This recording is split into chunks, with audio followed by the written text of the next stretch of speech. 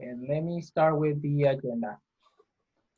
I believe this is the fourth meeting that we have together. We are getting closer and closer to the putting together the action plan for this faculty institute.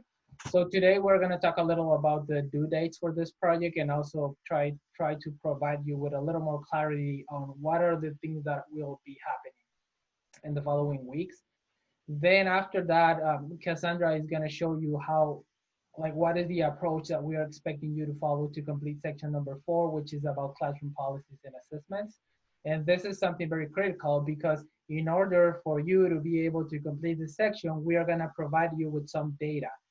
But to provide you with that data, we need your input. So it's going to be critical to follow Cassandra's explanation on what is that we want to provide you.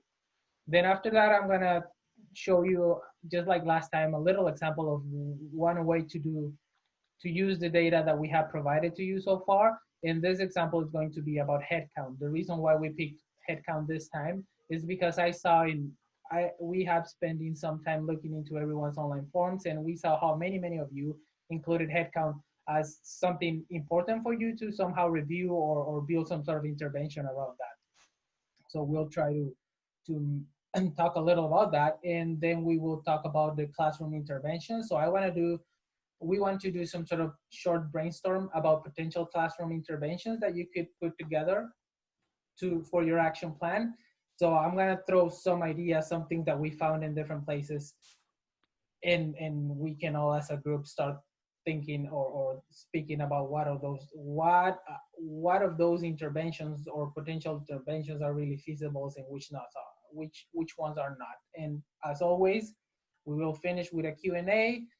We will start with the group questions, and then you can stay on the line so that you can ask any personal questions. So all that being said, let me jump to the first slide that I have, which is about the project due dates. Please disregard what it's highlighted with gray because that already happened. So today we will be focusing in section number 4. As I said, this is about classroom policies and assessment, and Cassandra will be showing you how to deal with that. But as you can see, where it says section number 4, and let me just grab a laser. As you can see in section number 4, there are 3 lines.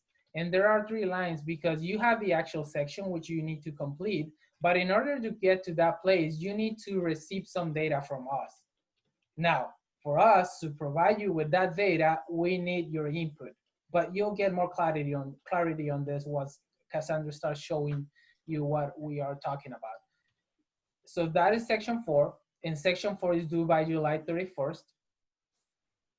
And then we have section 5, which is about the action plan, which is also due by July 31st.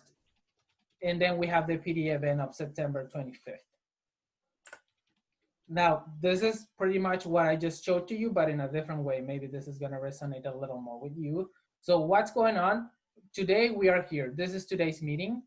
And then after that, there's going to be a conversation between us and you and us about what data would you like to have to complete section 4.